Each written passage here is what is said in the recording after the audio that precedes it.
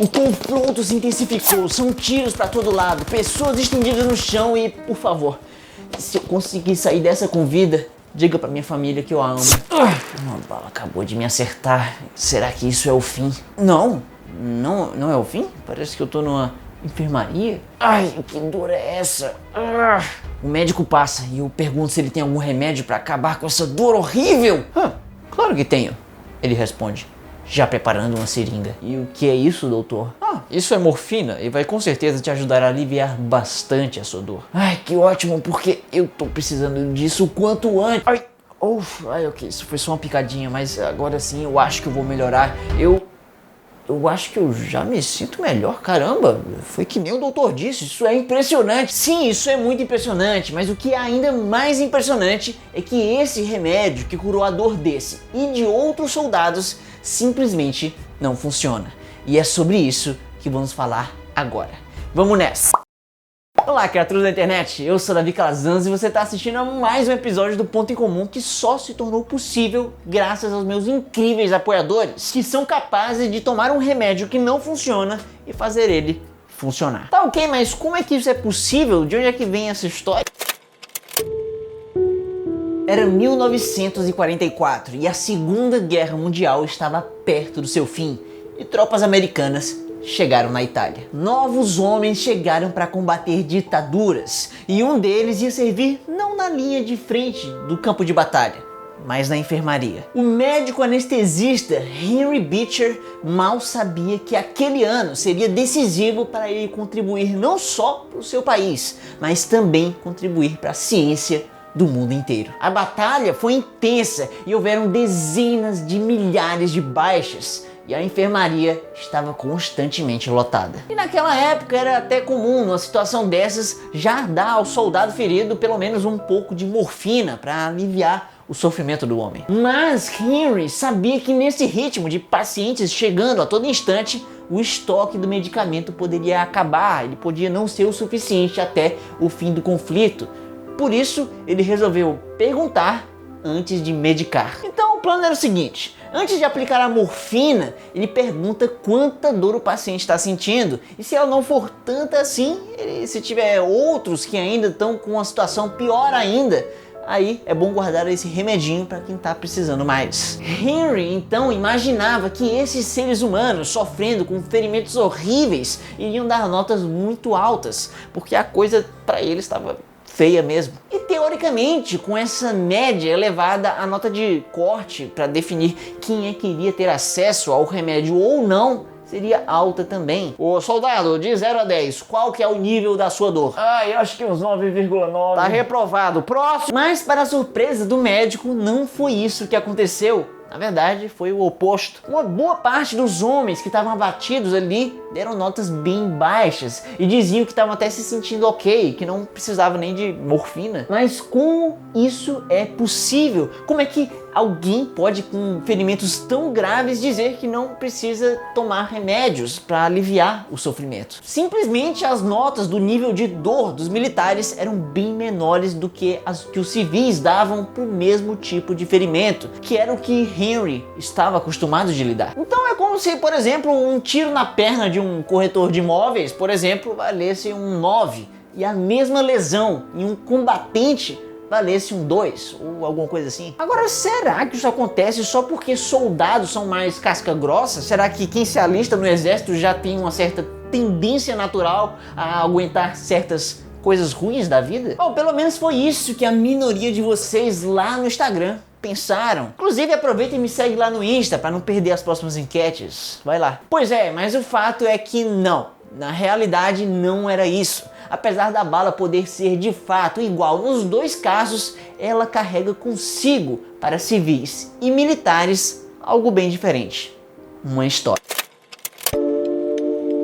Imagine que você é um civil, um corretor de imóveis, que tem uma vida pacata e tranquila, e aí você tá lá voltando do trabalho num fim de tarde, andando pela rua depois de comprar pão, pensando em qual filme assistir depois do jantar, e de repente aparece um assaltante bem na sua frente e dispara uma arma.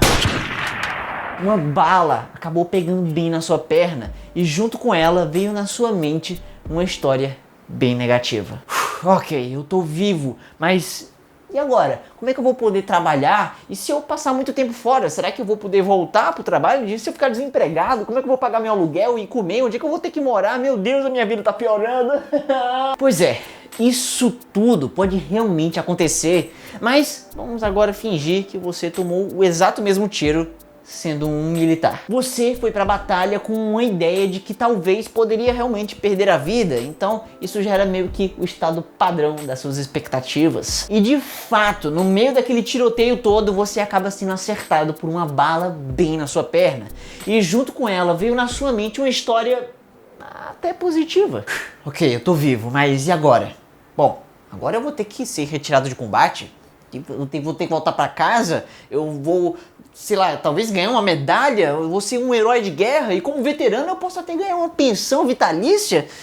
Olha as coisas melhorando. Percebeu o tamanho da diferença? Como que a mesma bala pode trazer histórias tão distintas? O ferimento físico é o mesmo, mas de alguma forma a nossa mente é capaz de alterar a percepção dessa dor. Parece até que se as nossas cabeças criarem as histórias certas, nós podemos domar uma sensação física, quem sabe até fazer ela desaparecer. Tudo isso só com a força mental, sem remédios, sem morfina. E justamente sem morfina é como estava ficando o estoque na enfermaria de Henry. E à medida que o conflito foi avançando, a situação foi ficando cada vez mais drástica.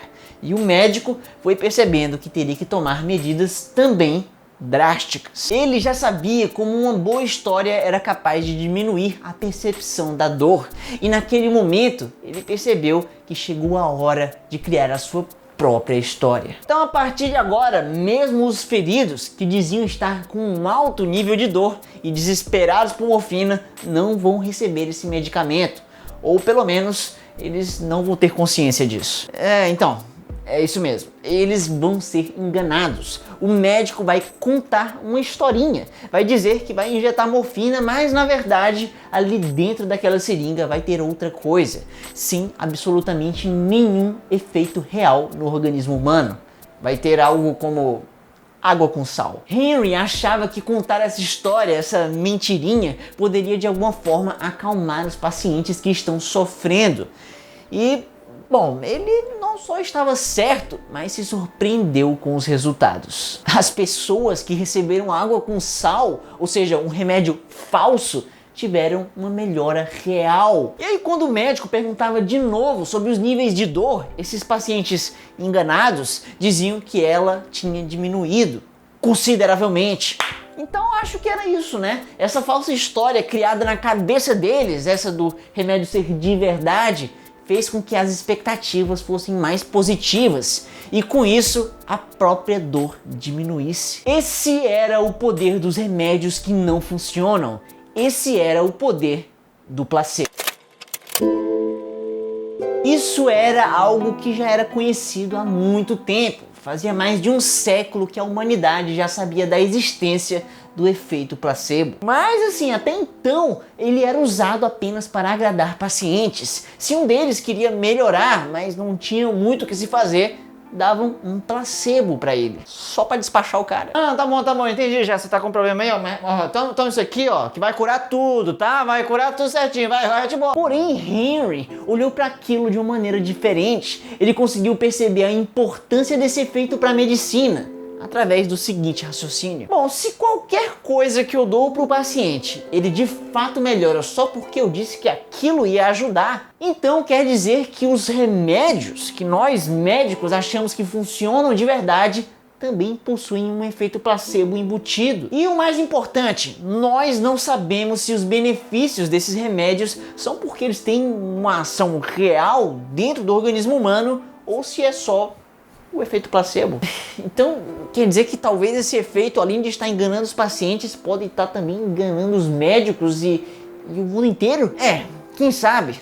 Talvez nesse exato momento, milhões de pessoas estejam sendo medicadas com substâncias sem atividade real, bem debaixo dos nossos narizes, sem ninguém perceber. Bom, de fato, isso é realmente uma possibilidade bem concreta e perigosa. E simplesmente não havia nenhum debate acadêmico de relevância sobre o assunto. E sabendo disso, depois que a guerra acabou, Henry escreveu um artigo científico que iria mudar para sempre a medicina. O título era The Powerful Placebo, o poderoso placebo em português. E no seu texto ele explicava que o benefício de um remédio idealmente deveria ter duas origens. Uma delas é o efeito real da sua ação no organismo humano e a outra é o efeito placebo. E aí, para descobrir se realmente existe uma atividade no corpo do paciente, era necessário fazer um teste que ficou conhecido como o estudo duplo cego. Esse estudo consistia basicamente no seguinte: um examinador daria um remédio para um examinado e ninguém ali saberia o que estava sendo testado, nenhum dos dois. Por isso se chama duplo cego. E como você já deve imaginar, aquele medicamento poderia ser uma de duas coisas. Ou ele seria um suposto remédio com um suposto efeito real mais o efeito placebo, ou seria apenas qualquer outra coisa sem efeito nenhum além do placebo. Então tome esse comprimido que ele vai te ajudar a melhorar com seus efeitos bem reais e totalmente compreendidos pela medicina moderna. Eu não sei se funciona. Então quem tomou só o placebo vai ter um nível de melhora que é puramente efeito placebo. E olha, isso é preciosíssimo de se saber, porque isso estabelece uma linha e tudo que cause melhorias além disso significa que deve ter algo a mais ali na sua fórmula, um efeito real. Mas caso contrário, caso isso não aconteça, então não tem nada de especial. Ou seja, graças a Henry Beecher, hoje temos muito mais certeza da existência do efeito real dos remédios que tomamos atualmente. E potencialmente milhares ou até milhões de vidas humanas podem já ter sido salvas. Tudo pelo simples fato da gente saber que os nossos pensamentos sozinhos são capazes de ativar rotas bioquímicas dentro de nós parecidas com as que remédios fazem. Atualmente vivemos em um mundo bem melhor. Tudo porque nós compreendemos um pouco melhor o poder da nossa mente.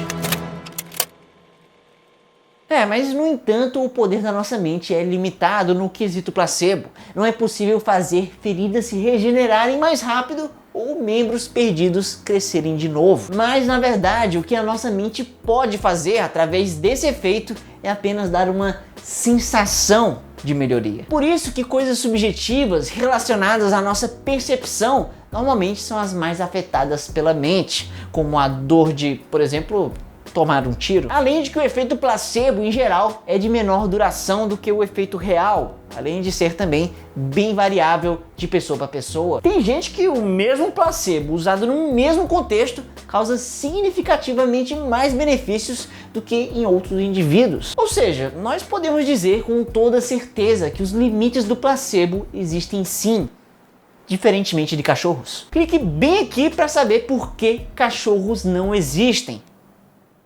É sério isso, é meio complicado de explicar agora, mas vai lá ver que vai fazer sentido, eu prometo. Mas se você quiser saber que tipo de personalidades tornam pessoas mais suscetíveis ao efeito placebo, basta você escutar o nosso podcast exclusivo para apoiadores do canal, como o Sandro, que deu uma paradinha na sua moto para apreciar a paisagem no ponto mais ao sul do país, numa ponte na Barra do Chuí, que separa o Brasil do Uruguai. E caramba, que coisa incrível, viu? Inclusive, Sandro, muito obrigado por acreditar no ponto em comum e na sua mensagem. Sério, valeu mesmo. E se assim como ele, você quer também aparecer aqui no fim do vídeo, ter acesso ao nosso grupo e podcast exclusivo, basta você clicar bem aqui e se tornar também um apoiador do maior canal de divulgação científica do Nordeste. E é isso aí, minha gente. Até a próxima segunda. Tchau!